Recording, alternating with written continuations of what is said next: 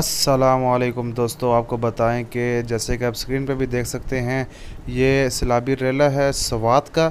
स्वात की आपको ख़बर देंगे, स्वात में जो शदीद सैलाब आया हुआ है, जिसकी अब ये ताज़ा वीडियो तो नहीं है, कुछ देर पहले की वीडियो है। आपको बताएं कि अभी जो ताज़ा सूरत हाल है स्वात में, कि पानी का बहाव है जो थोड़ा कम हो चुका है।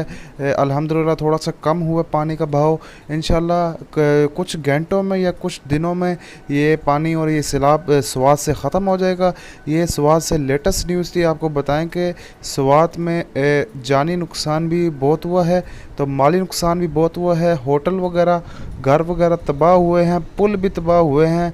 ये अभी आपको मनाजिर दिखाते हैं स्वात के। और आपको बताएं कि हुकूमत जो सैलाब में फंसे लोग हैं उनको मदद तो कर रही है, लेकिन जब करनी चाहिए थी तब नहीं की। और अब जब सैलाब ज़्यादा बढ़ गया, अब हुकूमत मदद कर रही है, लेकिन अभी भी बहुत कम मदद कर रही है। अल्लाह इनको हिदायत दे। सब भाइयों से अपील है कि ये सैलाब ज़ुदा में जो लोग फंसे हुए हैं, इन सब की अल्लाह ताला मदद फरमाए और जल्द अज जल्द सैलाब को ख़त्म करे।